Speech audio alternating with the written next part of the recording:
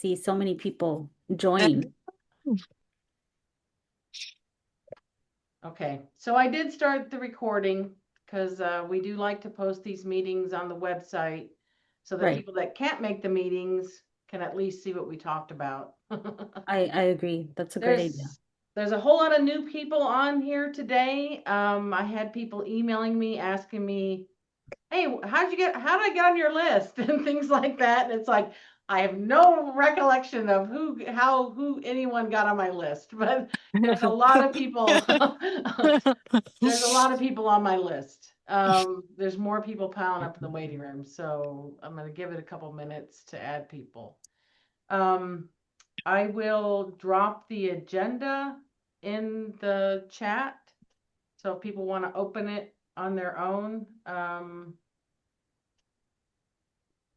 oops, I sent it to everyone. Okay. Okay, I just dropped it in the chat. Tony Ayala is here. Ew, is that my favorite person? Let's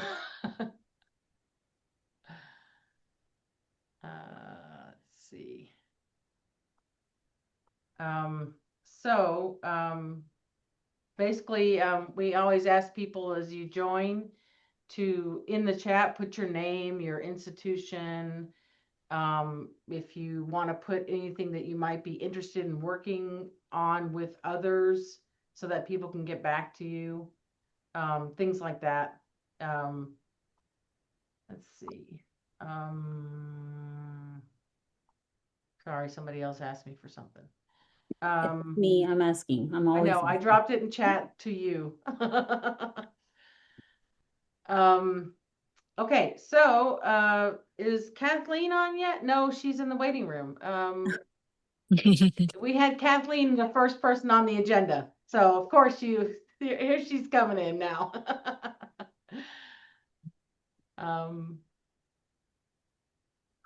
Yeah, here we go. Kathleen, are you in there now? I am. Okay, because you were first on the agenda. Oh, of course. And I didn't really think about who I put in what order. I I just had made a the problem agenda. coming in. Sorry. That's okay. Yeah, so if I can drop the agenda in the chat again for those of you that logged on afterwards. But Kathleen, go ahead and get started. Okay. I just had a quick update. We had a Vision 2030 ECE EDU demonstration project. It started a year and a half ago, a year and a half from December 31st, and was divided into two phases. Phase one ended December 31st, 2025. And so Vision 2030 for the Chancellor's Office had quite a few goals around student equity, increasing financial supports, which in our sector means things like apprenticeships and opportunities for students to seek financial aid and also financial supports once they transfer. Apprenticeship seems to check all those boxes because it allows for earn and learn. And so some of the things that we worked on for the demonstration project, phase one was kind of a survey of the field, and we had quite a few stakeholder engagement activities, both Teach for the Bay, multiple conference presentations, at least 8 of them over the time period, statewide conference presentations. We also had communities of practice, and we had over 1,700 stakeholders involved in either seeking technical assistance or attending presentations. Teach for the Bay attracted 1,100 students, and then we had Teach for the Bay for Professionals last year, and we had 225 professionals attend. It was kind of the first Teach for the Bay just for professionals, really targeting faculty and counselors and bringing them up to speed on all the changes in the sector. Um, In our region, we increased apprenticeships by 70% and the number of student apprentices by 40%. Back in 2017, we really only had two programs, apprenticeship programs, and we're now up to 29 in our region. And statewide, apprenticeships have really been exploding in ECE and EDU. When I look at we'll see with this latest round of CAI grants, but when we look at who's received funding and who has approved standards and who's been working with intermediaries, it is one of the fastest growing non-traditional apprenticeship sectors for DAS. So that is, I think it shows that there's money there and that people are interested in earn and learn opportunities.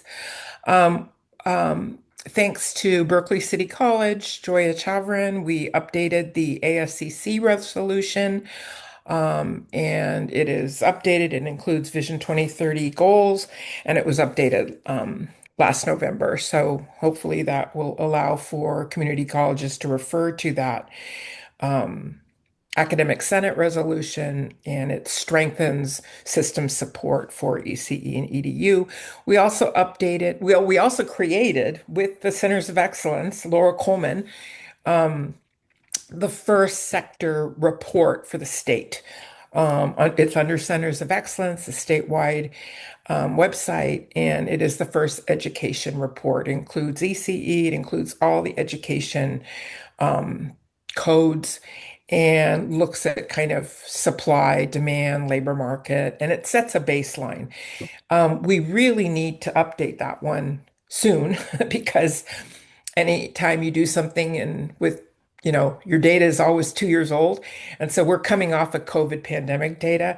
And I think as we see more accurate data reflecting student populations right now, we'll see, changes that I think you all are seeing. The last data set was 23-24. That was really coming off of COVID. So I'm looking forward to seeing that statewide report. Again, it's on the Centers of Excellence website. Aligned with Vision 2030, their main goals were to look at equity, meaningful education outcomes, so increasing transfer, increasing completion, also scaling credit for prior learning. And credit for prior learning in our sector is tough. We had a local community of practice here, and a number of us participated in the Academic Senate presentation on CPL. And I know statewide, San Diego has quite a few examples in our sector of credit for prior learning courses. We've got some smatterings throughout the state, but it has not taken off the way some sectors have with CPL. It's tough in our sector because we really need these courses and we need the units, and they're needed for licensing and for certification and for the CTC. So, but I think there are ways to scale CPL, especially in the areas of work experience and maybe practicum. So more discussion is needed, and I think more statewide discussion is needed to scale up CPL.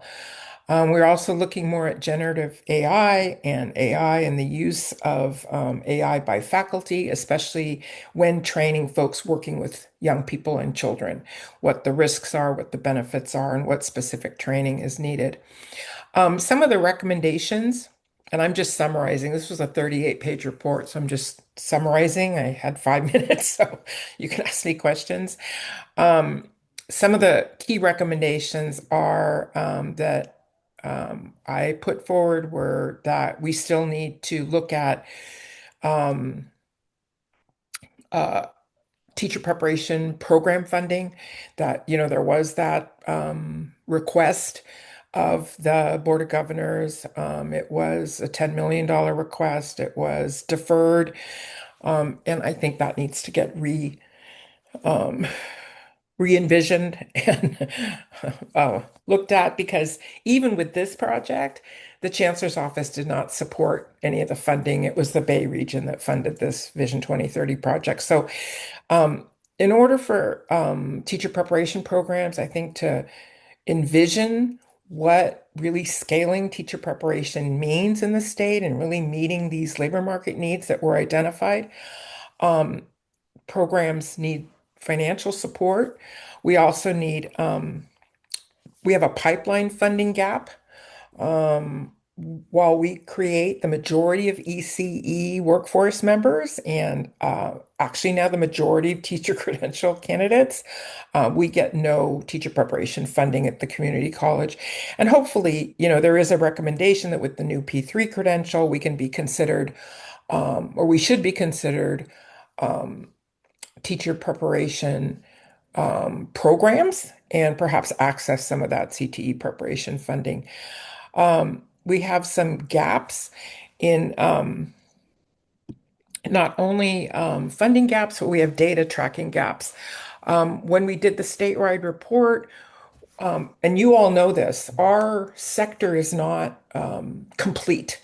We can't really find the job codes for folks that do childcare in some industries, like after school workers. There's really no job code for an after school worker.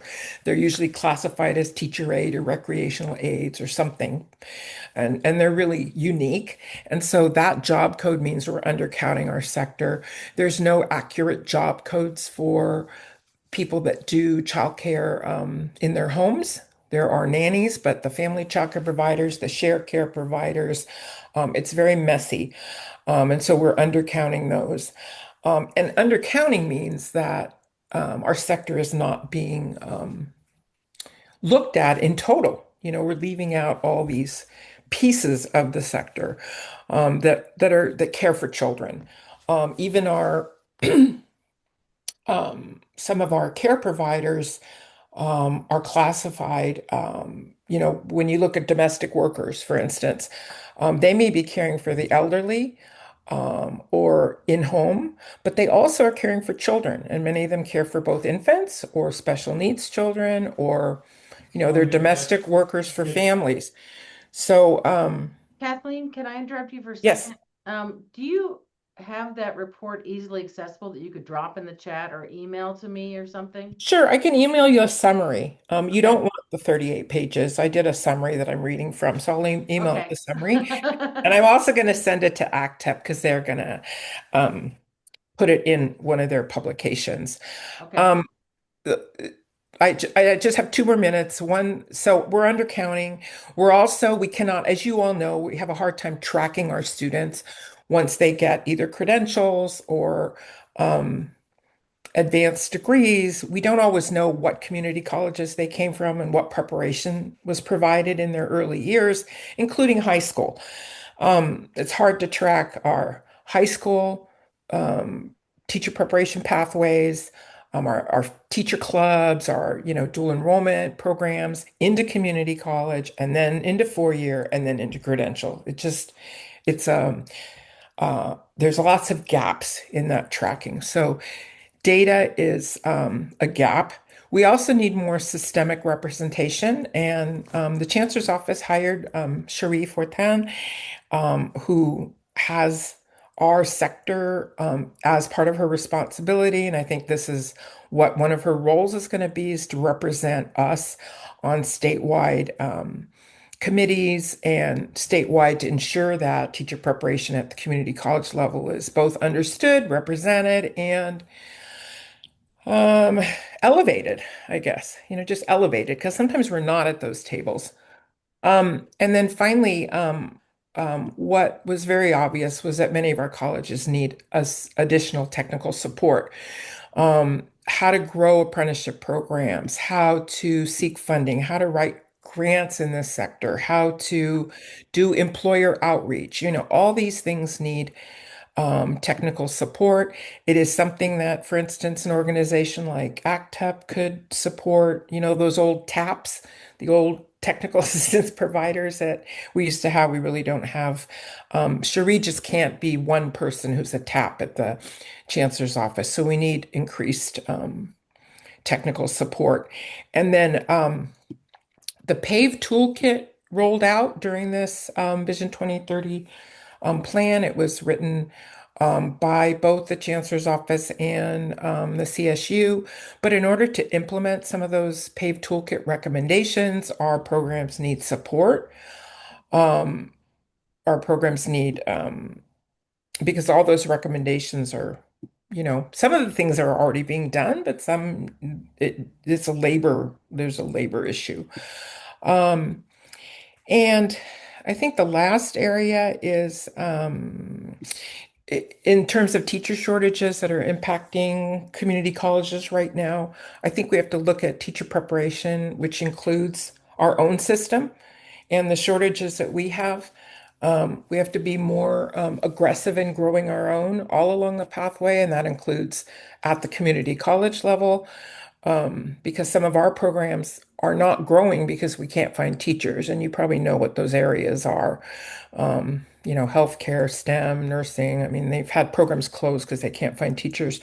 We also have a disconnect between the minimum qualifications in a high school to teach the same CTE pathway and in a community college, which prevents sometimes teachers from teaching in the high school and then bringing students to their class at the community college. So really studying that as a way of addressing teacher shortages, studying those minimum qual issues. So I could go on. It's 38 pages, this summary. I'll drop the summary into Bobby and you can ask me questions. Um, and yeah, it was quite a journey. Okay. Thank you, Kathleen. Mhm. You're awesome. I want to welcome everybody. I know we started off and just kind of gave you data and numbers because that we're just kind of used to doing that, but I wanted to really kind of bring us forward. My name is Yadira Arellano. I am part of the teacher collaborative for the community college district, and I want to welcome all of you who are new to this meeting. I'm seeing a lot of new faces. And this work really started out of just heart and wanting to close the teacher gap, but really for those of us who have been in this field for a long time.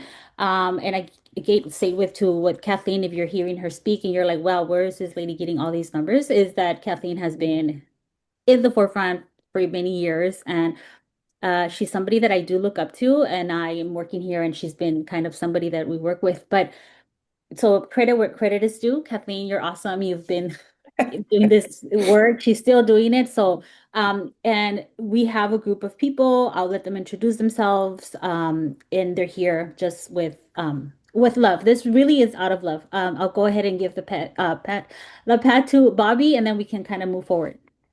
Well, you're next on the agenda anyway. But no, introduce yourself.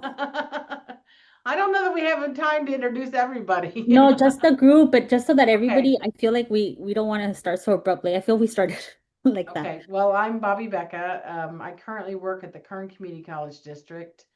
I'm actually a grant writer, but I've been with this group a long time because I was helping with grant writing when I was at El Camino Community College District for the teacher preparation programs. I am still the webmaster for the statewide website. So that's how I'm still involved. That's how you get emails from me. That's how you get sucked onto my listserv and wonder why you're there. If you don't want to be on the listserv, you can always send me an email and ask to be removed and we'll take you off. But we Thank you. really try to have these meetings. We used to have them monthly, then we switched to quarterly. It's switched back and forth, we tried to make a community of practice here where we can all connect and help each other and make connections to make everybody's teacher preparation programs better. Yes. So Thank you, Bobby. And she see how important Bobby was, and she didn't want to introduce herself. Bobby is the glue to all of us here right now. And so I just wanted to make sure that we give a shout out, and then I'll pass it over to Renee and Leah and then Shannon, and then we can move forward. I'll tell you an update. Leah, Shannon want to go first and then I'll go after you guys? Sure. Hi, everybody. I'm Leah Martinez, Rio Hondo College. My career in the community college system actually started with teacher prep when we got our very first grant from the chancellor's office. And I was also project lead for the Teach Los Angeles Regional Collaborative when Strong Workforce Program started. And we also coordinated and started the Teach for LA, which I'm going to be announcing in a while. But I've transitioned to as a program manager, special projects at Rio Hondo College, but teacher preparation is still my passion. And I'm going to pass it to Renee. Thanks. It's so nice to be here, everybody. My name is Renee Marshall, and I work for the Commission on Teacher Credentialing. I get the opportunity to work with everything related to early childhood education teacher development. And I've been at the Commission for almost 4 years now. But before joining the Commission on Teacher Credentialing, I was part of the CCC-TPP for I don't know, at least 10, 12 years of my career. So it's wonderful to be back home with a lot of colleagues and friends today. So excited to share with you and just appreciate the opportunity to still be invited to the meeting. So thank you, everybody. And Kathleen is absolutely the OG of the TPPs. That's always important that we need to acknowledge that. So Kath, thank you for your decades of what you have done to impact teacher preparation in the state of California and beyond. Thanks. Definitely the O. For those of you that don't know, Kathleen is actually retired. Yeah. Shannon, you want to introduce yourself?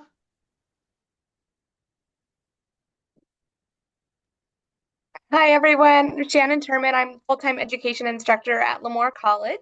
We're a small but mighty little college in the Central Valley. And more recently, and my friends here probably don't know this yet, I am now a part-time faculty at Fresno State, teaching for the ITEP program, specifically only for my students at Lemoore College. So I'll get to share more of that later. So yes, I'm excited to be here. Yeah, we've been part of this program since it got off the ground with TPP. Originally, my president was the one in charge, and I stepped in a little over 13 years ago and been running it since. So I'm excited to be here and continue the work with all of these amazing people. So thank you. Wonderful. Thank you all for just introducing, and it's just the teacher and me. I know we need to get numbers, but I felt a little abruptly for those of you who just came in. We just wanted to welcome you. And I'll kind of stick to the agenda because then Bobby will be very upset at me. I can talk forever. I am a professor and I lecture and I can be here forever. Just give you an update to all of you. We're going to try to do these meetings every so often. We're going to try to be good about it. But because this is really out of our hearts and we want to keep it together, it's important that we all continue to share because I think moving forward, the movements that you've seen, even us getting grants from the chancellor's office, have really been because we've kept together and we kept on being that squeaky wheel. And so we need to continue to stick together so that we can make movement. And the numbers that you're seeing that Kathleen was reporting to you was because of the continued work and kind of meeting together and helping each other out. We're all in the same, we're all rooting for the same thing, teacher preparation. And it does start at the community college level. So if we keep these meetings going and updating everybody, we're all going to be in a good shape. And to the agenda, just to give you a heads up, I'm going to do an update. I work at Antelope Valley College, full-time faculty there, and we do have a Teach for AV. It's almost like I know some of you might have programs in your schools, community college that lead to a teacher preparation. For AVC, we have Teach for AVC. And the students, they get enrolled in child development and education. And we'd like to make a pathway so that when they transfer to Cal State Bakersfield, they have like a straight pathway. One of the updates that we have for ABC at the moment is I just attended the commission's training. No, it wasn't a training, it was like I'm sorry, Renee, if I'm losing the name. There was a training that I went to. Uh, There was a conference called the Meredith Fellows Conference, and it focuses on performance assessment. yes. And Yadira went to the section on the CALIF TPA, which is specifically for the teacher level child development permit. Yes, thank you. And I found it so interesting, but also it's like a tool. We at AVC, I spoke to Tamara and I, who are going to be teaching practicum and for the fall semester. And because we do really want to make sure that our students, when we're putting them out in the field, that they have the experience of being, knowing what assessment is at the point where we're at. I think it's important for our students to know that yes, they can become child development majors. Absolutely. That's my field. I love it. but then also make sure that they do get into the PK3 credential because we want them credentialed. And so we're thinking about it in that sense of having our students be exposed to that, making sure that we incorporate it into practicum. That's kind of, we're going to try to do that. And so I know that the CTC is offering to do the training for our college. And I just wanted to put that out there. If you guys want more information, we'll make sure to send it out. But I'll let Renee talk about that if she's going to talk about that. And for AVC, that's really what we're focusing on. We're currently working also with an Ed Pathways grant that we're working with, where our students are being placed with mentors. We're trying to get our apprenticeship going as well for the students who are doing education. Am I missing something else? Nope. I think that's it for AVC, and then it's Leah. Thank you, Yadi. Mhm. So I'm here to announce the 10th edition of Teach for LA. It's hosted by the Teach Los Angeles Regional Collaborative in partnership with the Center for Collaborative Education Community Mentoring Network. If some of you are not familiar with Teach for LA, it was actually born out of necessity back in 2020 when we had the Teach Angeles Regional Collaborative. But when COVID-19 pandemic happened, it forced the 11 community colleges that were part of the collaborative to actually pivot very quickly. We had a lot of workshops, individual college workshops that were planned to support future educators. But when the pandemic happened, everything shut down. And so we decided that we will combine all our workshops into one unified virtual series. And the response for that was so strong that it became an annual tradition for us. And it stopped for a little while. Renee was involved in it. Of course, Shadira, Bobby, everyone was involved in it. But it stopped for a little while, but we revived it a few years ago. And so today, Teach for LA is actually held every May during Teacher Preparation Week, usually. And it's a way for us to celebrate, to support, and uplift the future of the teaching profession. It was so popular that it actually became, our Kathleen has her Teach for the Bay, and of course, Shadira has her Teach for ABC, right? um, Anyway, the call for proposals is now open, and I'm just gonna okay, there's the link for the submission of proposals. The deadline is March 27. So you still have time to submit a proposal if you're interested. And of course, this is open for teacher preparation coordinators, faculty, practitioners, researchers, community partners. If you want to share innovative practices, research, and maybe live experiences, student panel to strengthen equity-centered educator pathways. And I actually just asked Yadira to do a student panel. There is a $250 honorarium or stipend for our guest speakers to be shared with co-presenters if you plan to co-present. Also, our keynote speaker is Rene Romero, and he is the 2026 California Teacher of the Year. He teaches 11th and 12th grade International Baccalaureate Language and Literature at South Hills High School in Covina Valley Unified. He is a former English learner from East LA, and he brings that lived experience into his classroom. And we're really excited for him to share his story and insights with all of us. So I hope you can join us.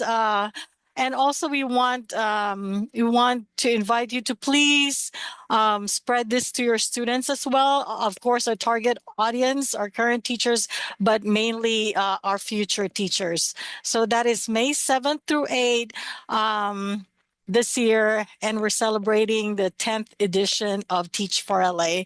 And so I hope you can help us spread the word to everyone. And also, I asked Bobby if I can also talk about, as I said, I'm the special projects at Rio Hondo College, and I also lead a regional strong workforce project called CTE, Faculty Academy Industry to Classroom. And one of our projects is a CTE Faculty Academy webinar series. And this is really to support our CTE faculty who come to us with deep industry expertise. But we all know that stepping into the classroom requires a really different skill set. So knowing the field doesn't automatically really mean that we know how to navigate teaching, right? So this is for us to support them in terms of student engagement, curriculum design, or equity-centered practices.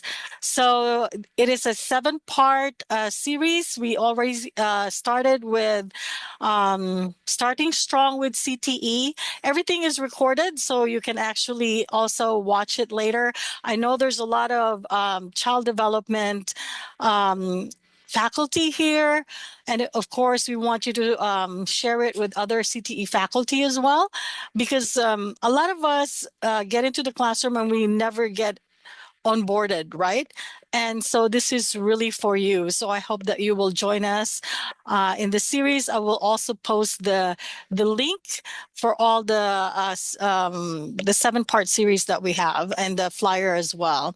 So really our goal here is to build a strong, supported CTE faculty community that is equipped to thrive in the classroom and advance equity, access, and outcomes for our students. So please join us. Thank you so much, and I will post the information on the chat. And That's Leah, it for me. I just want to let you know I did already post it on Instagram and LinkedIn. Oh, thank you, Bobby. You're Well, so you good at sent it to that. me earlier today. Renee's up next. You want me Thanks to so share much, Bobby. you want me to share your If you don't mind, that'd be great. And I'm going to slides? try to load the PDF right now to the chat for everybody. Okay. Okay. And you're okay to show slide?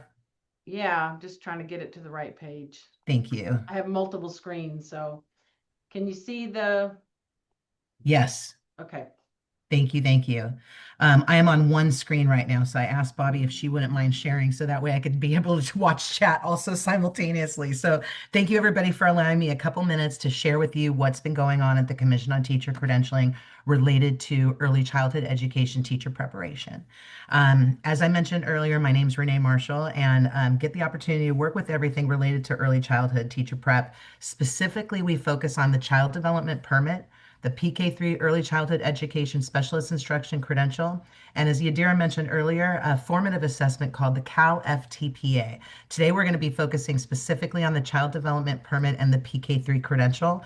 Also, everybody, I hope you don't mind. I'm going to go fast because I've only got 10 minutes. We usually spend a lot longer talking through all these slides. So please know I will put my info in the chat if anybody has questions or anybody wants to meet or any sort of clarification I can give. Please know I'm absolutely available. And sorry, I'm going to go quick on this one today. Next slide, please. So the Child Development Permit for the state of California was originally designed in 1993. It serves as a foundational reference for all of our requirements related to preschool programs for the state of California. In 2002, there was a school age emphasis added to the permit matrix, but the matrix as we see it today is virtually almost identical to what it was when it first came out over 30 years ago. The matrix as it lives right at this moment currently has 6 permit levels. Next slide, please. So I want everybody to know too, within this slide deck, there's live links to all these different pieces. So like when we reference agenda items, things like that, I want to make sure you've got as much as possible right at your fingertips. If there's anything I reference that you can't find later, just let me know. I'm happy to meet with you and help out in any way. So a child development permit work group was developed back in 2023. There was an application period. I think it was open for about a month. We had over 100 people apply from all different parts of early childhood education. And the group ended up having 28 members that worked together for almost a year, meeting really consistently, both face-to-face meetings and virtual. Now, this next area here has a link to the agenda item that happened in February of 2025. And that was when the actual the matrix was approved. We're still in the process of like regulations, like it still takes a while to go through all the processes, but I want to call everybody's attention to that February 2025 agenda item 4B, that link in the middle. When you go there, you want to go to Appendix E, which is on pages 48 to 52. And that's going to take you to the narrative of the matrix of what it's turning into. So you'll be able to see level by level exactly what's happening with the education, the requirements, clinical practice, all the pieces. In addition, we also have on the right-hand side, there was an agenda item in December of 2025 that was specifically talking about the child development permit performance expectations. Now, I'm not going to spend time talking about that today, but I do want to call it to your attention, everybody, because that's directly related to your curriculum. And so just if at a later time it'd be okay for me to come back, Bobby, it'd be great to kind of dive into that. Also want to let you guys know with the changes that happen with the child development permit performance expectations, we've been working with CAP because we know you've been doing curriculum alignment that was going to kind of get locked in through the system. And so we're pretty aligned, everybody. So just so you know, we worked, I mean, it's not like exactly word for word, but it's really, really close.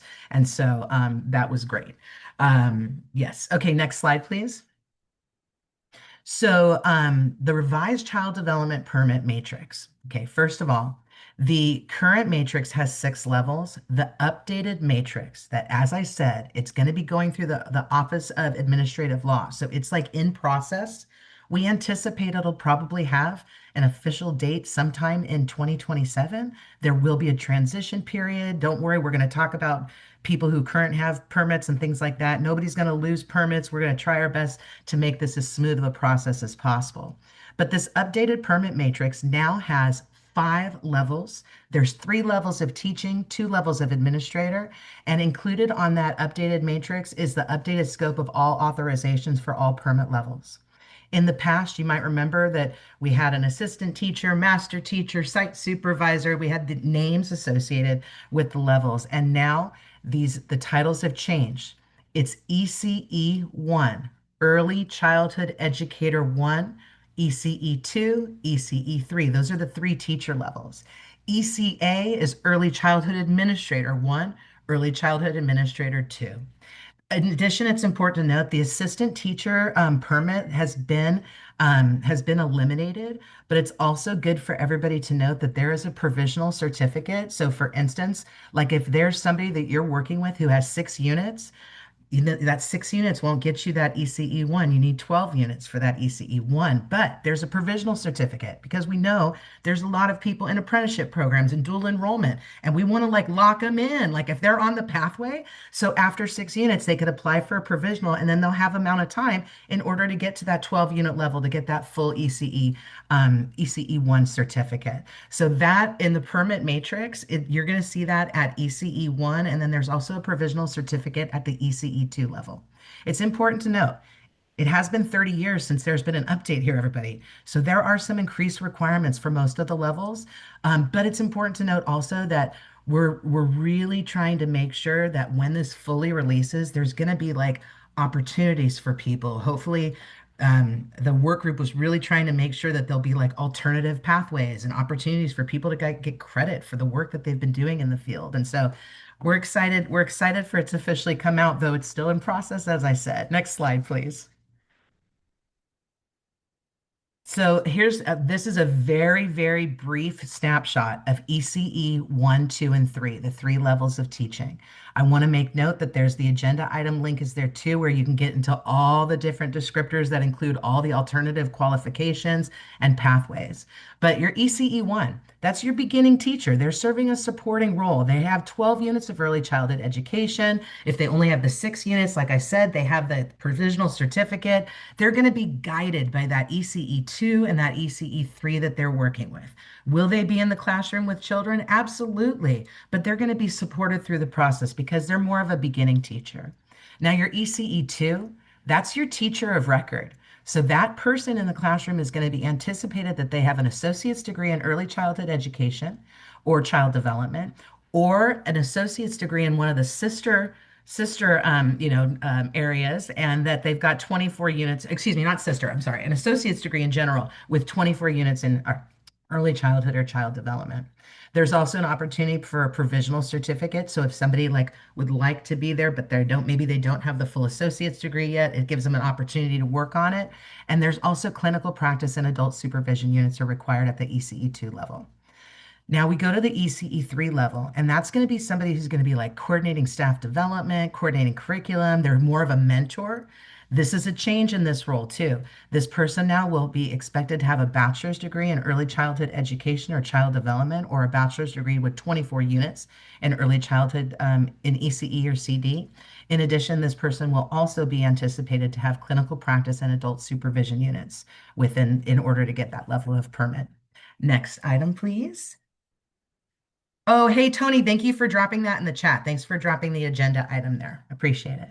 So early childhood administrator 1 and 2. Now, these are going to look pretty similar to each other. That's an intention by design, just so everybody knows. The administrator 1 is really somebody who's going to be in charge of a single site. They're going to be required to have an associate's degree in early childhood or an AA with 24 units, clinical practice, adult supervision, and then also those ECE administration units. They also have a specific full-time teaching requirement that we have listed there. It's all important to know that both these levels also have the alternative qualifications and pathways available as well. You want to look on that past agenda item. That ECE2 administrator, they'd be in charge of multiple sites. They're going to have a bachelor's degree in ECE or child development or a bachelor's degree with 24 units in ECE child development. Similar when we look at the clinical practice and similar when we look at their teaching experience as well. Next slide, please. Thank you for sticking with me while I go quick, everybody. So this is really important to know. This slide is one of my favorites. Current permit holders. If you are working with somebody who has a permit or you have a permit, you can keep that permit for the duration of your career if you continue to renew on the regular 5-year cycle and you do your professional growth hours. So just nobody's losing any permits. But if you're working with somebody right now who's thinking about upgrading to a permit, it's like catalog rights. So we just tell them, do the upgrade right now before the new stuff comes in, before the new matrix comes in, because then they've got that level of permit for the duration of their career as long as they keep it renewed. Now, for somebody who maybe is like 2 or 3 years out until they're going to be on the permit, they will be joining the new permit matrix, which means they will have the updated set of requirements. Once it goes through the Office of Administrative Law, it will officially become how they will have to be pursuing their permit. So just know that. The other point too is if somebody is on the current matrix and they want to, as I mentioned, if you want to upgrade now. Because if you're currently on the matrix and then the new regulations officially go in through the Office of Administrative Law, at that point, if you want to upgrade, you'll have to upgrade to the new requirements. So try to get that message across. And if somebody's, sitting on the fence right now and they're like, maybe I should wait, no, get the permit right now. Get whatever level you can get, and then you can move to the matrix at a future time if you choose to. It gives them more flexibility. Next slide, please. This is also important to note. So AB 1930 was passed in 2024, and this was really important because at that associate teacher level on the current permit matrix, you really pretty much had to go back to school in order for you to continue to advance. So this changed it. And now with the associate permit level, somebody who has that level permit also just has that 105 hours of professional development that they need to do for their renewal. So this is important because I've met teachers who thought they had to retire because they didn't want to go back to school in order to renew their permit. Now with AB 1930, they do not need to. That associate teacher is going to be able to continue to do their professional growth hours and continue to keep that permit. Next slide, please. So just really quickly, the next couple steps for the child development permit, we've been working on it for years. We will continue to work on it for a while, everybody. We'll continue to open spaces where we invite conversation, questions, whatever people would like to talk to related about it. Right now, we're getting ready to go to the Office of Administrative Law. Once we get to Office of Administrative Law, there's going to be a 45-day period of comments that people will be able to make comments. We're going to see some of our partners get out the word when that time comes too. So like Mentor Program, you'll probably hear it from them. You'll probably hear it from Peach and Tri-C ECE, letting everybody know when that comment window comes out. We also, on my last slide we have a link to our newsletter, and we'll put it out as well through the commission. We also have some additional agenda items that we anticipate will be coming up in the next few months at the commission, everybody.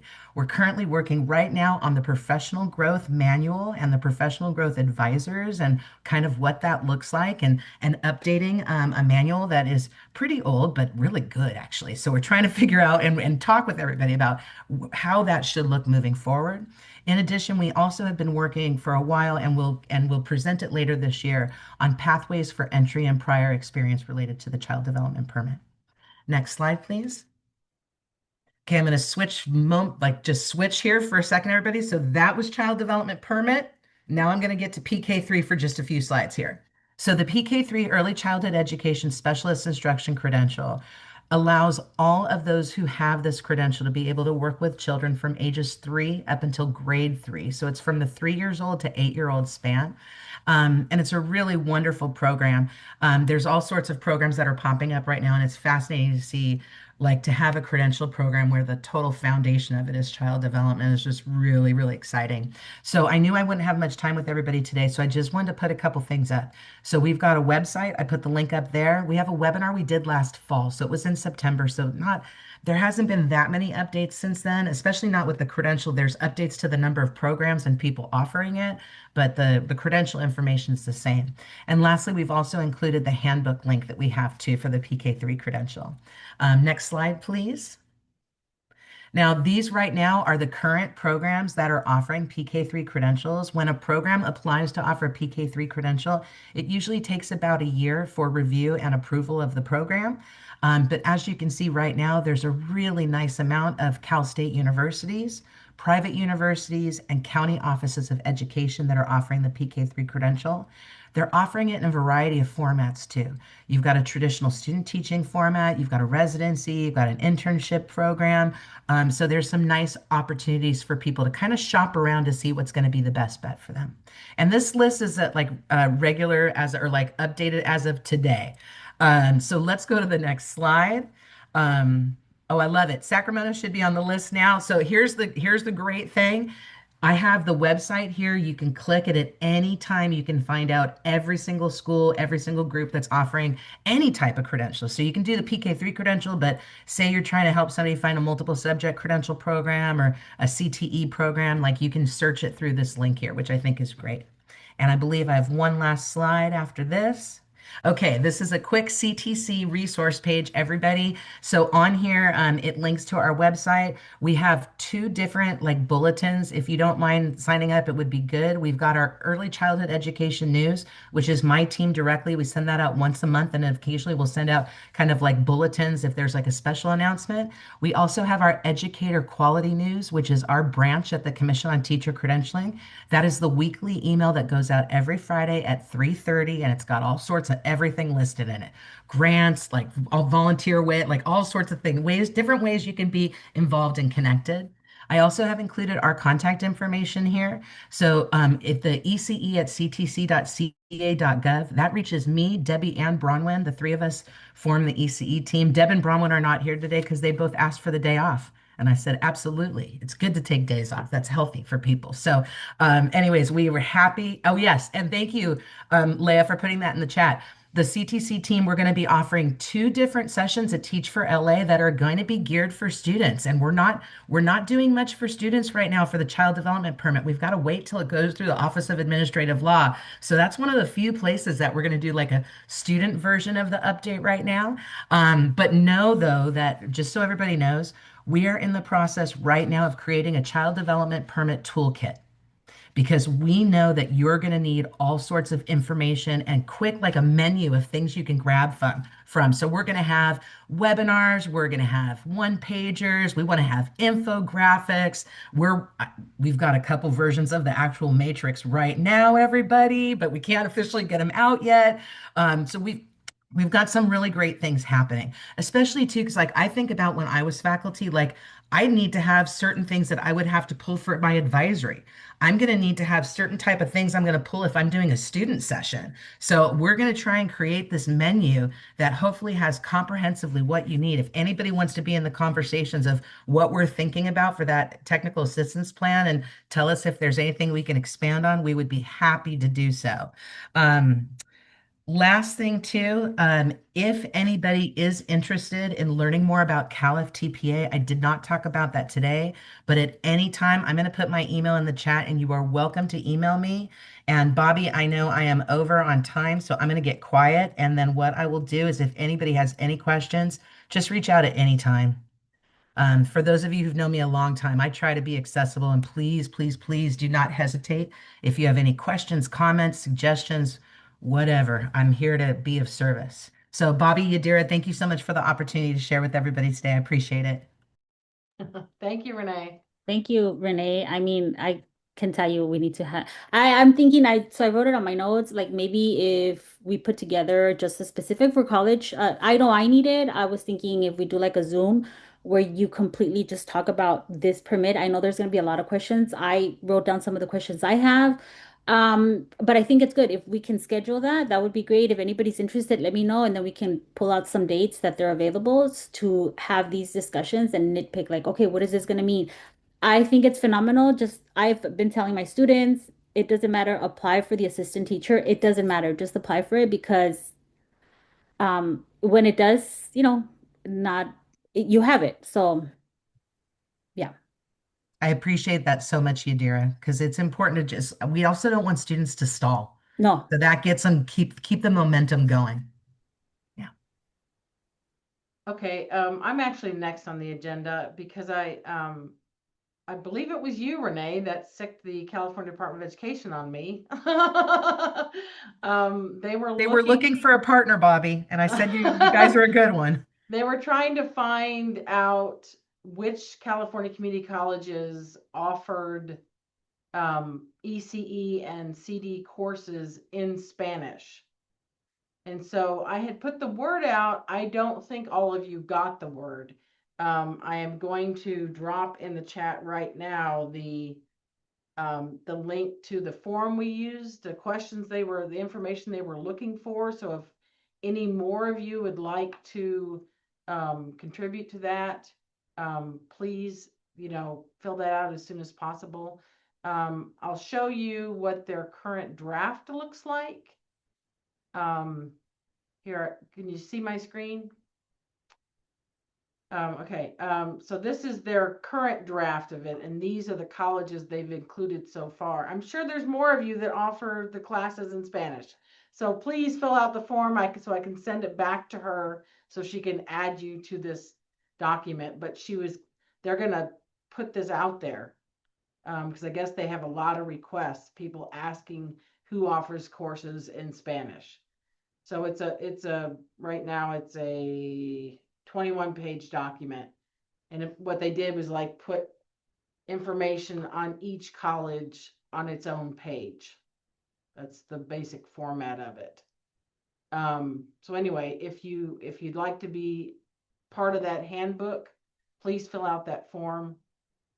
The other thing I wanted to touch base with you about is on our website itself. This is something I think Renee asked me about today, actually. This is something that I have to, maintain, but I really kind of rely on all of you guys to let me know who your current contacts are at your college. I put the link in the chat. We have a TPP locator map on the website. If there's someone that's left your college and maybe you're the person now that someone should contact, please email me, and let me know so I can update that map. Because I know there are organizations like the CTC and the CDE that use that map to find people. And if I'm sending them to the wrong person, that's not good.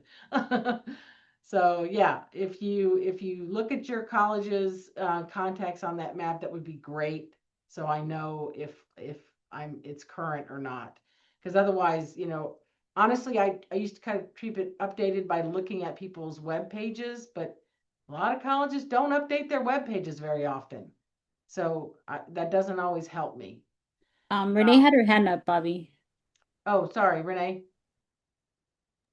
I was just going to say, I really appreciate that TPP has the locator map because that's something I don't know where else that exists. And I reference it frequently and will tell people, especially like if somebody's going, hey, I've never partnered with my local community college. I'm not even sure where to start. I'm like, oh my gosh, go to this map because you're going to find the person and the place. And so thank you to everybody who updates, and Bobby, for you keeping that as up to date as you can, because it's really like a golden resource, you know?